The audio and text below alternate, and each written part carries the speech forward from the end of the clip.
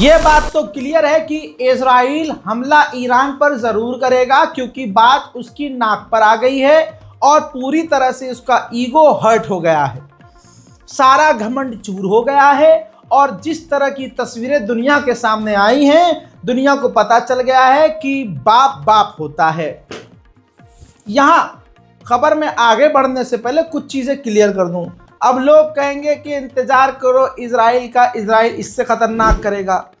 तो मुसलमानों का इतिहास है 1400 सालों से, मुसलमान हमेशा शहादत देने में भी आगे रहा है और जंग को फतह करने में भी आगे रहा है। हमें तो पता है कि हम मारे जाएंगे, हमें शहीद कर दिया जाएगा, लेकिन जब तक हमारी सांस आखिरी चलती है हम लड़ते हैं। हमारी तो मौत में भी जीत है, हमारी जीत में भी जीत है, समझे? हम मुसलमान हैं। अब भारत के बहुसंख्यक समाज के लोग कह रहे हैं इंतजार करो इजराइल हमला करेगा। सुअरों की खुद की नौकरी नहीं लग रही है।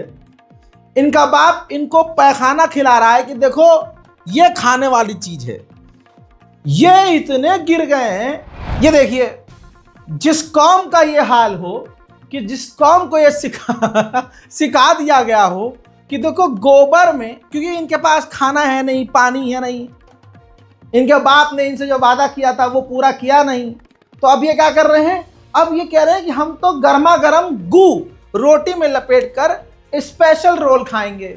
मैं तो कहता हूँ जोमेटो वालों से और स्विगी वालों से, भाई ये जो है पैखाना रोल बहुत बढ़िया बिजनेस है, ज़ीरो इन्वेस्टमेंट, बस आपकी रोटी लगेगी, स्पेशल रोल बनाओ और स्पेशल इनको फ्री में, बल्कि 50% डिस्काउंट पे।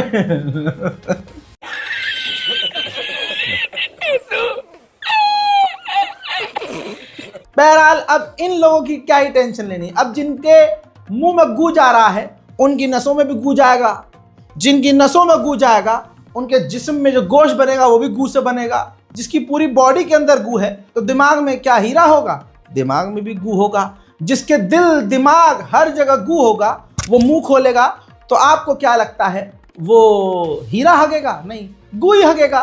तो यहां जो कह रहे हैं कहने दीजिए, हमारी तो मौत में भी जीत है, ये याद रखिएगा। अब दोस्तों ये क्लियर हो गया है कि बाप तो एक ही है, 56 बहनों का भाई एक अकेला ईरान है, ये भी क्लियर हो गया है। अल्हम्दुलिल्लाह कल तक जो ईरान को गरियाते थे, हम सबको अब क्लियर हो गया है कि ईरान क्या चीज़ है। अब दोस्तों आते हैं मेन मुद्दे पर। इजराइल की नाक कट चुकी है और इजराइल बौखलाया हुआ है कि करे तो क्या करे। अब इस तस्वीर को देखिए, जो तस्वीर पर हमने ध्यान नहीं दिया।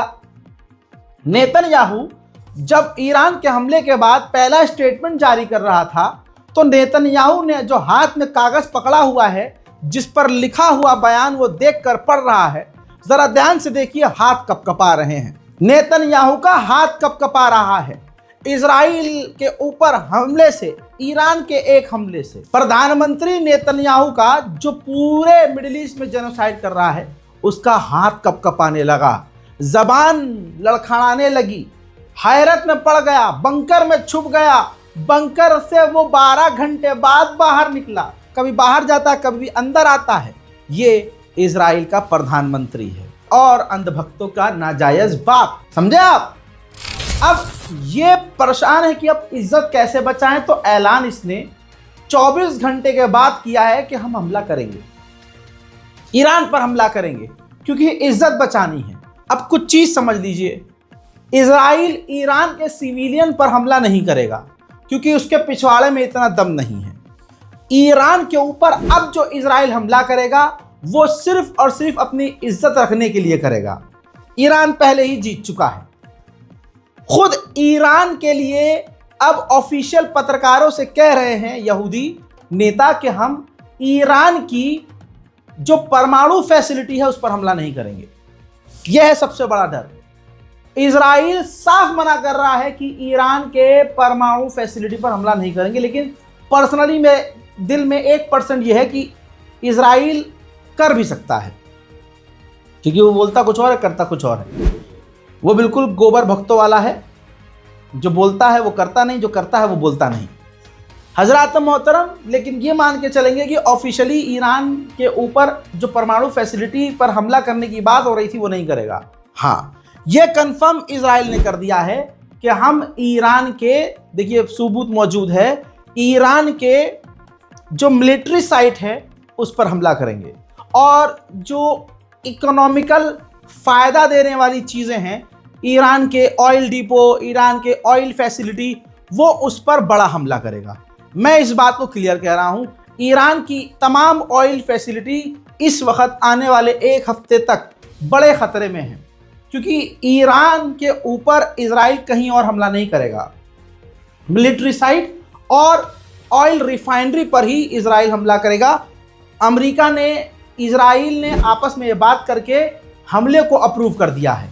अब बाइडेन से जब पत्रकारों ने पूछा कि अगर इजराइल ईरान के न्यूक्लियर फैसिलिटी पर हमला करे तो क्या कहेंगे आप, तो बाइडेन ने साफ इनकार कर दिया कि हम वैसे तो इजराइल के साथ हैं, लेकिन ईरान के परमाणु साइट को उड़ाने में मैं, यानी बाइडेन इजराइल के साथ नहीं है। देखिए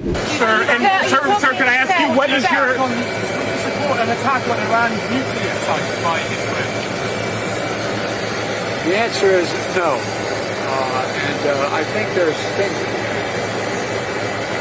we'll be discussing with the Israelis what they're going to do, but all 7 of us agree that they have a right to respond, that they should respond and enforce it. Iran की ताकत देखकर, Iran की मिसाइलों की power देखकर Israel सुबह शाम अब पसीने पोंछ रहा है। ऐसा लग रहा है कि ईरान ने जानबूझकर इजराइल की बड़ी मिलिट्री साइट पर निशाना नहीं दागा, बल्कि मोसाद के हेडक्वार्टर के सिर्फ 400 मीटर दूर, 400 मीटर होता कितना है उंगलियों से नाप लो, या अपने घर के बुजुर्गों से पूछ लो 400 मीटर बाबा होता क्या है। तस्वीर देखिए, इजराइल ने खुद एक्सेप्ट किया है, अंधभक्तों, अपने नाजायज बाप, अपने अम्मा के गुनाहों के पैदावार जरा ध्यान से देखो। ये तुम्हारा बाप खुद कह रहा है कि ईरान ने मोसाद के हेडक्वार्टर के 400 मीटर दूर मिसाइल दागी है, जिससे बड़ा गड्ढा साफ देखा जा रहा है और इजराइल के बड़े से बड़े मिलिट्री साइट को जबरदस्त तरीके से हिट किया है ईरानियन मिसाइल्स ने। एक्सेप्ट किया है इजराइल ने ऑफिशियली कि हाँ, हमारा नुकसान हुआ है, बड़ा नुकसान हुआ है, लेकिन हमारे जो फाइटर जेट, नुकसान पहुंचने की खबर है कि हमारे फाइटर जेट पर नुकसान पहुंचा है, यह कंफर्म नहीं है, यह झूठी खबर है। यह कौन कह रहा है? इजराइल। अब बताइए, जो देश अपने मुंह से कह रहा हो अपने लोगों से कि नुकसान की, डैमेज की फोटो सोशल मीडिया पर मत डालो, वो सामने आकर एक्सेप्ट करेगा हमारे 20 F-35 जो विमान हैं वो क्षतिग्रस्त हुए हैं। देखिए, पूरी तरह से डिस्ट्रॉय की बात अलग है, क्षतिग्रस्त का मतलब है कि हाँ, थोड़ा आग लग गई, कोई छर्रा लग गया, फाइटर जेट में छेद हो गया, और एक छेद भी फाइटर जेट में उस फाइटर जेट को उड़ने लायक नहीं रखता है। इतना तो आपको पता होगा, इतने पढ़े लिखे आप हैं। तो दोस्तों, इजराइल खुद एक्सेप्ट कर चुका है कि ईरान के हमले कामयाब रहे। मजलूमों को और गरीबों को खुशी देने वाला ईरान है। ये देखिए, शिया सुन्नी करने वाले लोगों के मुंह पर तमाचा। तस्वीर देखिए, ईरान की मिसाइल के टुकड़े के साथ फिलिस्तीन के फिलिस्तीनी नौजवानों ने फोटो खींचकर खुशी व्यक्त की है। आप ये समझ लीजिए, कड़वा सच है, हम लोग शिया सुन्नी करते हैं इतना, लेकिन ईरान एक वो वाहिद कंट्री है जो सुन्नी मुसलमानों के लिए, हमारे लिए लड़ लड़ कर पूरी दुनिया को अपना दुश्मन बना चुका है। दुनिया की सुपर पावर ईरान के खिलाफ है। ईरान के बड़े बड़े उलमा हमारे लिए, अहले सुन्नत के लिए मारे गए, और वही कहते रहे हमेशा कि अहले सुन्नत हमारे दिलो जान है। लेकिन भारत में रहने वाले पुजारी जो हैं, कौन से पुजारी, अलग अलग तरह के हैं। कोई, मतलब इन लोगों ने, जिन्होंने कुरान और अहले बैत छोड़कर किसी तीसरे का पकड़ लिया है, उंगली, यार तुम कुछ और ही समझते हो, उंगली पकड़ लिया है। अब उनको लगता है कि ना कुरान जरूरी है, ना अहले बैत जरूरी है, अब भाई ये हमारे बाबा जरूरी हैं, अब नाचते फिरो, यही बचाएगा भाई हमें। अरे भाई, कुरान से ऊपर कोई नहीं, अहले बैत के ऊपर कोई नहीं। कुरान के नाम पर, कुरान को सबसे ऊपर रखते हुए ईरान ने हमेशा सबको एक किया है, लेकिन प्रोपेगेंडा अलग है कि ईरान ने ये करा है, ईरान ने इराक में ये किया है, नसरुल्लाह ने इतना मारा था। तो भाई पूरी दुनिया में सबसे बड़ा जेनोसाइड करने वाला खुद अमेरिका है। अमेरिका के खिलाफ तुमसे बोला नहीं जाता। जिसको तुम अपना सब कुछ मानते हो उसकी औकात नहीं है अमेरिका इजराइल के खिलाफ बोल सके। फिलिस्तीन के समर्थन में बताओ तुम्हारे बाप कभी निकले सड़कों पर?